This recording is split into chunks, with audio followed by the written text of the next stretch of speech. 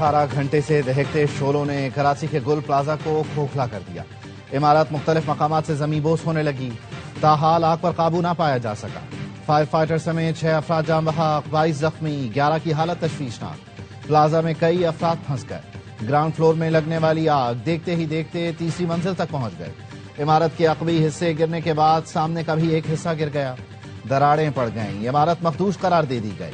آگ بجھانے کے لیے ضلعی انتظامیہ نے پاکستان ایئرپورٹ اتھارٹی سے مدد حاصل کر لی۔ سندھ رینجرز کے جوان بھی ریسکیو آپریشن میں مصروف۔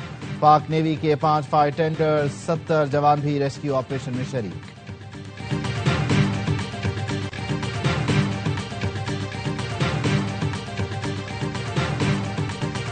گل پلازا میں آگ لگنے کے بعد متعدد دکانداروں کے ساتھ متعدد خریدار بھی لاپتہ۔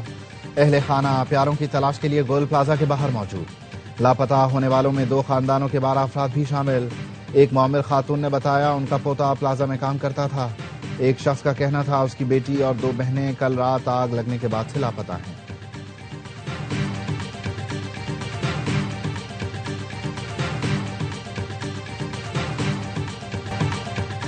گل پلازا کے تاجروں کا فائر بریگیڈ تاخیر سے پہنچنے کا شکوہ، کہا کسی کا باپ اندر ہے تو کسی کا بیٹا، بیسمنٹ میں 100 سے 150 لوگ ہو سکتے ہیں۔ D C south Javed Nazir کہتے ہیں گل پلازا پرانی عمارت ہے جہاں آگ بجھانے کا نظام موجود نہیں تھا، ریسکیو آپریشن مکمل ہونے میں مزید وقت لگے گا۔ Chief fire officer Humayun Khan کہتے ہیں عمارت کا ایک حصہ منہدم ہونے کے بعد آگ کی شدت میں اضافہ ہوا۔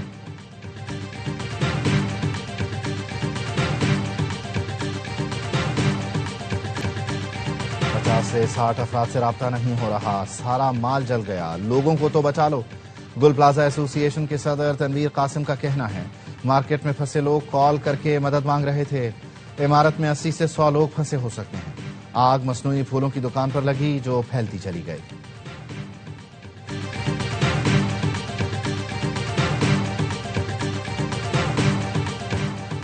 حکومت نے معلومات یا گمشدگی کی اطلاع دینے کے لیے ہیلپ لائن قائم کر دی۔ لوگ اپنے پیاروں کے لاپتہ ہونے کی رپورٹ کرنے لگے۔ آتشزدگی کے بعد سے اب تک 33 افراد لاپتہ ہونے کی اطلاع دی گئی۔ لاپتہ ہونے والوں میں مرد و خواتین اور بچے بھی شامل۔ لوگ ضلعی انتظامیہ کے پاس۔ صوبائی وزیر سعید غنی کا گل پلازا کا دورہ، متاثرین سے ملاقات، کہا ڈنڈے کے زور پر ہر چیز نافذ نہیں کر سکتے، لوگوں سے مل کر چیزیں ٹھیک کریں گے۔ حکومت سانحہ گل پلازا کے متاثرین کو معاوضہ دے گی۔ سانحہ گل پلازا میں جاں بحق تاجر کاشف کی نماز جنازہ گارڈن میں ادا کر دی گئی۔ صوبائی وزیر سعید غنی اور ڈپٹی میئر سلمان مراد نے شرکت کی، لواحقین سے تعزیت بھی کی۔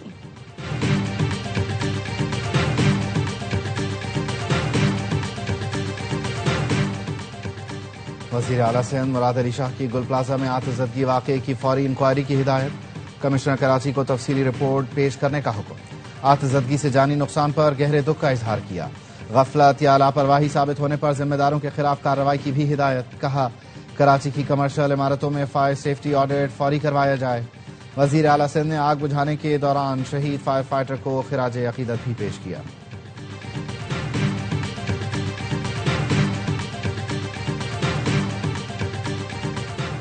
عالمی اقتصادی فورم میں شرکت کے لیے وزیراعظم شہباز شریف آج سوئٹزرلینڈ جائیں گے۔ فورم کا 56واں اجلاس 19 سے 23 جنوری تک ہوگا۔ وزیراعظم کی فورم میں شرکت کے موقع پر عالمی رہنماؤں سے اہم سائیڈ لائن ملاقاتیں متوقع۔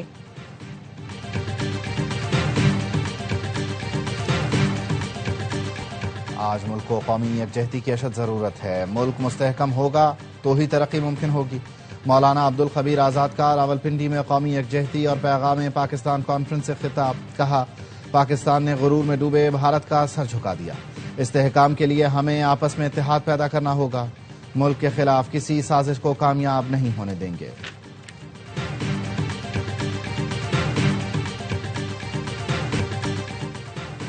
پنجاب بھر میں 46 سہولت بازاروں میں 9200 لوگوں کی باعزت روزگار مل گیا۔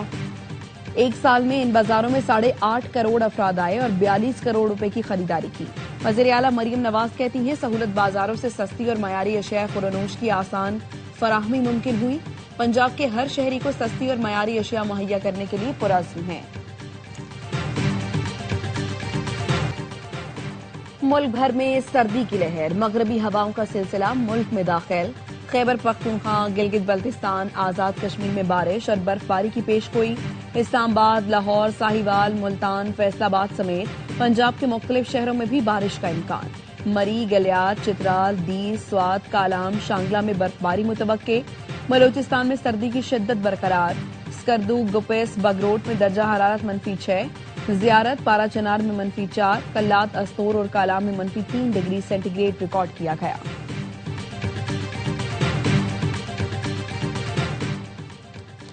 आईसीसी अंडर 19 वर्ल्ड कप में सुपर संडे। न्यूजीलैंड का अमरीका, जिम्बाब्वे का इंग्लैंड से मुकाबला। अफगानिस्तान और वेस्ट इंडीज मध्य मुकाबिल। पाकिस्तान टीम अपना दूसरा मैच कल स्कॉटलैंड के खिलाफ खेलेगी। भारत के अमरीका के साथ ताल्लुकात शदीद तनाव का शिकार हैं। बैनुल-अक़वामी मीडिया ने मोदी हुकूमत के शाइनिंग इंडिया दावों की कलई खोल दी।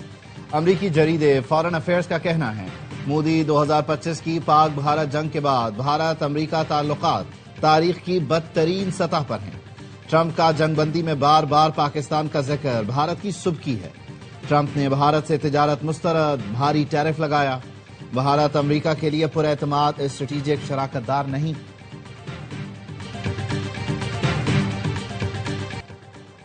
अमरीकी सदर की मिस्र और तुर्की के सदूर को खत लिखकर गजा अमन बोर्ड में शमूलियत की दावत। तुर्की के इलाकाई किरदार और सदर उर्दवान की सिफारती कोशिशों को सराहते हुए लिखा, तुर्की अमन अमल में कलीदी किरदार अदा कर सकता है। तुर्क हुकाम का कहना है सदर उर्दवान खत का जायजा ले रहे हैं। इसराइल ने गजा बोर्ड की तश्कील मुस्तरद कर दी।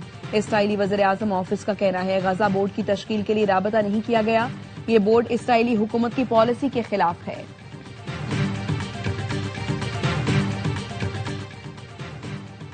ईरान में नई क़यादत तलाश करने का वक्त आ गया। तेहरान में हुक्मरान हुकूमत चलाने के लिए जबर और तशद्दुद पर इन्हिसार करते हैं।